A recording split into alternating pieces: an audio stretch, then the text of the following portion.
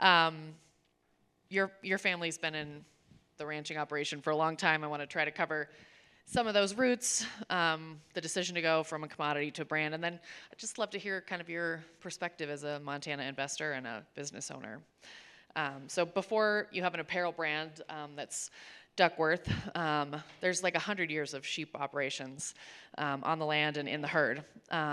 So let's just start kind of go way back in your mind if you can. You return to the ranch from college, and what are you wanting to focus on, right? This is a family business. You're coming back. What do you want to add to the operation? Well, like Dean Folkford, I came out of college in the late 80s, and there was a farm financial crisis going on. So it was save the ranch or find a different career. So it was a lot of work trying to navigate, a financial crisis, interest rates, double digit, 18, 20%, availability of labor. We just decided you have to raise your own labor. So getting married and planning a big family was part of making sure that I had a good team around me, and my wife and my family has proved to have been very, very good for making, our operation very successful. So your degree involves some. Tell us a little more about your degree. I'm going to get it wrong if I try. MSU is a great place to get an education, and getting to know your professors and being involved. And I got a degree in animal science and still had to ski another year because I knew if I went back to the ranch, I wouldn't be able to go skiing as often as I did during college. So I made it a 5-year program, got another degree in ag business, and then just really found a lot of interesting stuff in ag business, ag economics, where I could apply what I learned in animal science and put a monetary value to it. So wanted to just get back home and apply what I'd learned at college and challenge my dad on about everything that he wanted to do, and made some differences and tried to really employ some of the ideas I had. So how did your dad take to your idea that you kind of wanted to work on the herd itself, that you want to sort of start working on having better wool, if you will? As long as I covered the cost, he was okay with it. So I had to kind of break away and start my own business, get a little bit more financially involved. So I was able to, I'm a huge risk taker, and I trust people a lot. So I just would delve into anything, trust anybody, and just go head on into stuff and try it out. And a lot of, I wasn't really afraid to fail. And I learned more from failing than I did from making things work. So yeah, I've heard that from a lot of founders, that failing is sometimes the best thing that happened. They learned a lot more from that and then knew what to do next time. So I don't know, kind of came out of the college with an understanding of Lotus. I don't know if anybody knows what Lotus is now. I'm using AI more than I am a spreadsheet, but just taking ideas, putting them out on paper, running them through the numbers, and having confidence in what you did, and taking up my dad, and he says, "Yeah, go ahead. I'll sell you the sheep. You can make the money yourself." Yeah. So feel free to give it a try. Yeah. Yeah. So sheep are a commodity, right? Which typically means there's a couple of opportunities if you're a rancher, right, to make ends meet. You've got the lamb itself, the meat, the wool clip. Maybe you're doing breeding stock, perhaps. But by and large, you did some work on the herd's genetics. But a commodity is something that's sold in bulk, usually for it's a price for each of those. It's not necessarily valued individually. And I've read, in a couple of different interviews that you've done, that you were sort of dissatisfied with the performance wool industry writ large, in terms of the products that you could buy from competitors. Is that where you maybe got the first idea to think about moving beyond a commodity into something that was more based in the value that you had been working on in the herd? Well, I think at one point in agriculture, you see a lot of market swings. Markets are up, markets are down. How do you stabilize those markets so you can really build a business and grow your operation without having to be subject to market influences so much? So building a brand, we built Helle and really worked on the genetics, And then you really want to see your commodity that you produce to use by customers. And then you really realize that, you're really producing a product for a customer. And your customer is not your lamb buyer, your wool buyer. Your customer is actually those people in the street or in your restaurant. And that's who you really wanted to focus your attention on, who you're producing this food and fiber for, that you spend hours and, a lot of dedication and hard work and sweat and tears to produce. To see that consumed or on a customer was just the ultimate rewarding part about being, in agriculture. Just throwing it in a semi and letting it get shipped off to Italy or, China, you never knew what happened to it. And you spent a lot of time growing that product. And so I just got really interested in how you take it down the chain, or up the chain, I guess, is, what happens to it? What can I make it better for a customer or a consumer, and take that vertically integrated. So it was always kind of in the back of my mind to do something like that.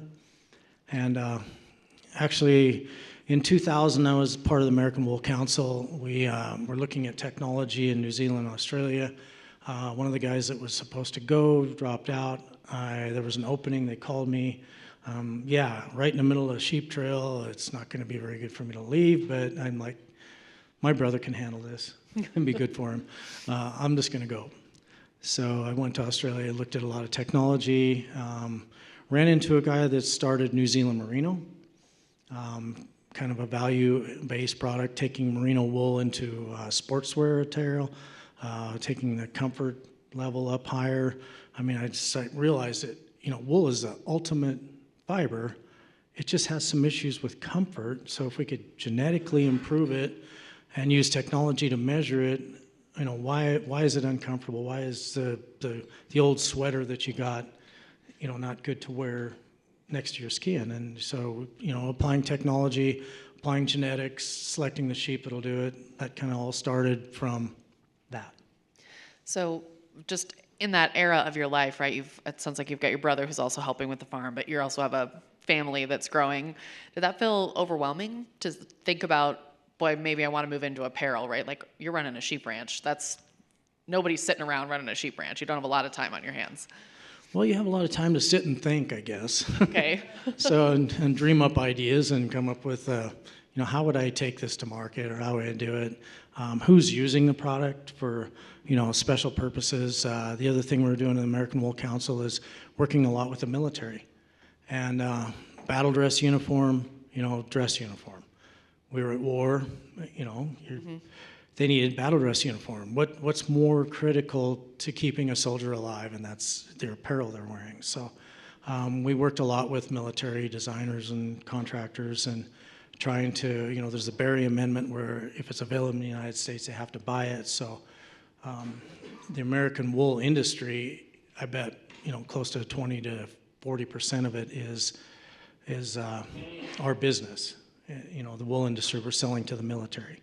For battle dress uniforms when we're at war, and when we're not at war, we're selling wool for dress uniforms. So really working with the military on designing, very nice clothing for dress and battle. So when you start moving into this new space where you've identified there's a market, right? There's a need for this. This is something that you could start fulfilling.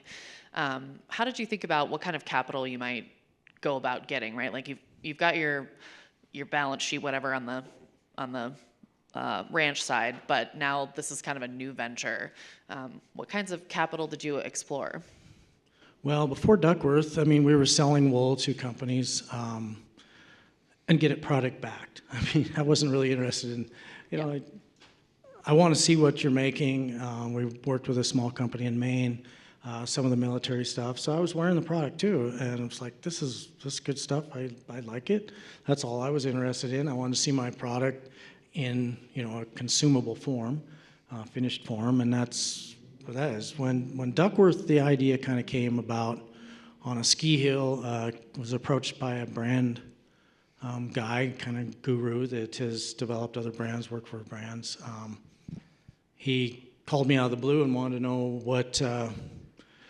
what I thought of starting an apparel brand made in America, origin sourced from our sheep wool. And I'm like, well, that's great. Come down and talk to me. I ski on the weekends, and any off time I have, we can go skiing. And he ended up to be an incredible skier. We skied, and the 12-minute chairlift rides hashed out a business plan, and it all started from there. So those kind of early sketches of the business, what did that look like? Well, the first thing that we talked about is, we need capital. So kind of put together a dream team. There was 4 of us and founders involved. One of them was Bernie, had the idea, the Duckworth brand name, had developed brands before, kind of knew the brand world. I knew the wool world on the production of the raw product, first couple stages of processing. We brought in a guy he was an Englishman working in China for Shanghai Challenge. They built a lot of products for Smartwool, Icebreaker, Ibex, those companies. So really knew the industry.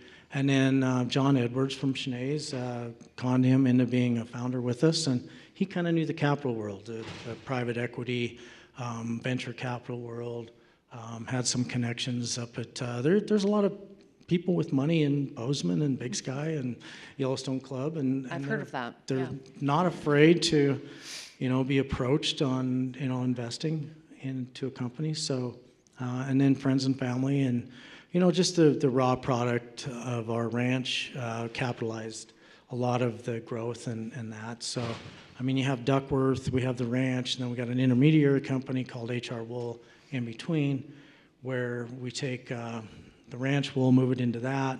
That capitalizes, a production loan through Ag West Farm Credit. So the farm credit system is really good. I'm a director on Ag West Farm Credit. I know that the ag credit, the financial credit through the FCS system very well, but it has to be collateralized. So we collateralize it with wool. I still wanted to protect the ranch assets, so this intermediary company kind of does that. So, and then the other thing that we use is back in 2000, the other thing going on is that we felt that we were getting harmed in the U.S. sheep industry by the Australian, New Zealand market dumping product and depressing our prices. We won a 201 trade case. Part of that trade case was that we got some money in a fund called the Sheep and Goat Innovation Fund to help finance sheep and goat enterprises that would help the infrastructure of the industry. So we've been using that fund through Duckworth to help us on our operating loan needs. Yeah, sounds like an interesting mix there.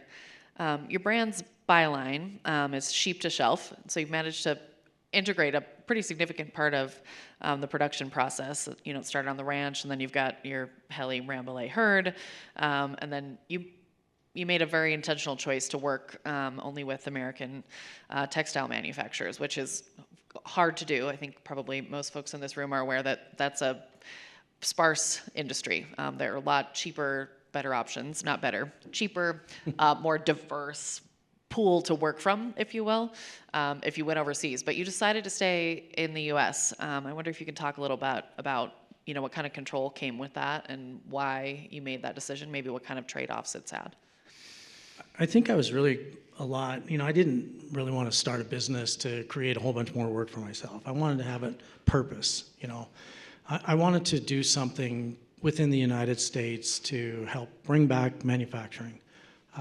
Working with small manufacturers, we've got over 30 companies in 17 states we work with, partner in manufacturing. So we're spread out all over the United States. And just to see the workforce that I'm able to work with and take machinery out of warehouses that's like covered in cobwebs, and they had the machinery to do wool.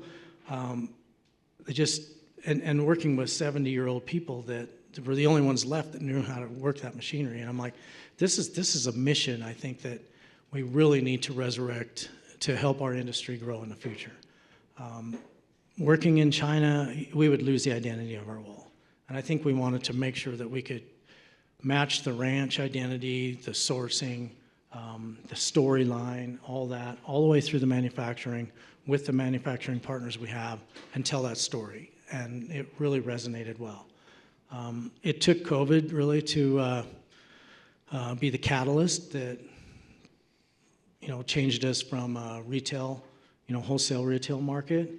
Yeah. And when we lost all our business in a matter of a month, and most of our employees, because we said that, tomorrow we are a direct-to-consumer company. We'd already had a little bit of an online presence, a little bit direct-to-consumer, kind of toying with the idea, but COVID you talk about black swan, white swan.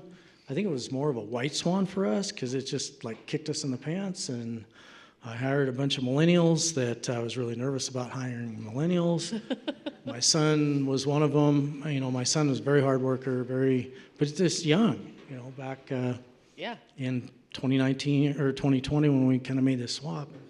Had to turn over the company to, I didn't know anything about online marketing or Facebook or social media, and you had to rely on these millennials to tell you, this is how you do it, and it was just a space that was completely unknown to me, not a lot known about it. Marketing, I don't think the colleges and universities knew how to market online, so we were just driving into space we had no idea about, and it just resonated super well. I mean, we hired a young guy from Connecticut that had no idea about sheep ranching or anything. But what he could do is he could listen to me and tell my story to customers and consumers the way I couldn't do it. He knew how to tell my story. And then hiring the right kind of photographers that would, really access what they would, like to see and what we could market on social media. So it was just incredible, the learning curve that we had and the opportunities and that was social media and a presence and people having to shop online. I was going to say, It's just no one would have gone to a store if you'd had one. So right. So yeah. I mean, that black swan turned into a white swan really quickly for us. Yeah. And I apologize if this might take some math on your head, so just give me a ballpark in your mind. But, in a typical year, what do you think the difference is between just selling your wool as a commodity, even if that was, potentially different types of commodities, the wool itself, the lambs, et cetera, versus capturing that in a brand? Well, when you have to put 5 years of wool production in Sure. to capitalize a company, to spend a lot more money to take it down the processing chain, we'd have been way better off selling it. Yeah. But, then the first Trump administration put a lot of tariff pressure on, and China was a large purchaser of American wool. So all of a sudden, the wool market collapsed. But we had an outlet for our wool. And yeah, it was building a company, it was capitalizing a loan. Now we're kind of starting to reap the benefits of that. So I think if you want to build a business, investing up front, Folkford's mentioned this, you just have to understand that you're going to put some money up front and that reap the benefits later. Yeah, I think I've heard a kind of a running theme in my mind from today has been a lot about those personal values, about why am I doing this? Like, why does it matter to me? And it sounds like it might have been a lot of money, the capital of money, but maybe it was worth the capital of your personal time and effort to get to where you are now. Is that fair? Yeah, we have other commodities on our ranch. Some of them were doing good. The lamb market was actually pretty good at that time, so we were able to satisfy our banker that we were making enough money. We didn't have to sell the wool. We could put it into this company and add value to it and reap it later. So, having a good relationship with your bank, Duckworth was not bankable. You can't sell an idea. It was really hard. The ranch was not willing, other partners, owners, to really spend a lot of money on it. So just trying to figure out a way that you could build a business that a bank would finance. So that's kind of how we pulled some of it out of it, took it down into production, and we're able to use the farm credit system to finance a lot of the production. Sheep and Goat Innovation Fund to finance our operating costs through Duckworth, because we're doing a lot for the sheep industry. We're building markets. We're helping, rebuild the American textile industry that is going to be good for the American sheep producer eventually. And then, having the ability to convince some of the venture capital people that, give us your money and we'll see I what we just can look do like a with sheep it. rancher, but I got a great idea. But Yeah, yeah. Thinking back on those days when you were doing commodities and you were loading sheep onto semis, you're taking them to market, and you kind of touched on this in some of your remarks a few minutes ago, but, what's it like to see your Helle Rambouillet wool at the grocery store or in the airport or on somebody at hunting camp, worn by a stranger maybe? well, if you see me in the airport and I'm staring at your clothes, I'm not just staring at you. I'm all of a sudden now I'm trying to figure out, how do we build, garments to fit people better? How do we, what's in fashion? And then when you see a piece of your own clothing on somebody, it's like, oh yeah, look, there's a Duckworth hoodie there. Yeah. And I even learned something the other day is a term called thrifting. I don't know. Yeah. I never knew. It was like, that's some of the marketing campaign that we do with our wool is, this stuff is going to last forever. I've got Pendleton shirts from my grandfather that I still wear. And wool is just an amazing fiber that just always is going to look good and last a long time. And so I start noticing people, what they're wearing, what their clothing is. This fast fashion is, polyester and synthetics, and that is just, it's a trend that's going away. So I think that, thrifting is a new word, and if you can see somebody wearing a piece of your clothing that you made, it's just a hugely rewarding for all the work that we do on the ranch. It's just endless, tireless, job to ranching, and with livestock, there's always something wrong with the dang critters. Yeah, I was thinking, the sheep themselves have become kind of this like silent star of the brand, but they're, you're still running a sheep ranch also, so right, because you're a single source product line, right? Yeah. Eventually, we're growing or growing our business faster than we could ever grow a sheep ranch. Sure. Capitalizing a sheep ranch next to Rupert Murdoch and Ted Turner and Yep. those are my neighbors. I'm not going to grow the sheep ranch very well, but I can grow my seed stock and genetic business by selling rams out there to other growers and helping them improve their wool clip to where I can use it in our operations. So we're not only increasing our ability to provide seed stock out there, we're buying wool from them then now too. So we're going out into the market and helping people up their game on their wool. And now we're going to be close to probably buying 1 million pounds of wool here in a year or so. So, Wow. yeah. For perspective, how many pounds were you buying, say, 3 years ago? We were using all our own wool. Okay. So our wool is super high quality. So we're making our very fine, unique garments out of our wool, but then some of like socks and hats and knitwear and that we can buy buy wool from our other suppliers, but that's a lot more wool. Yeah. I mean, a wool T-shirt maybe about 3/4 of a pound of wool, but a wool jacket like 4 pounds of wool. Yeah. Wow. It's impressive.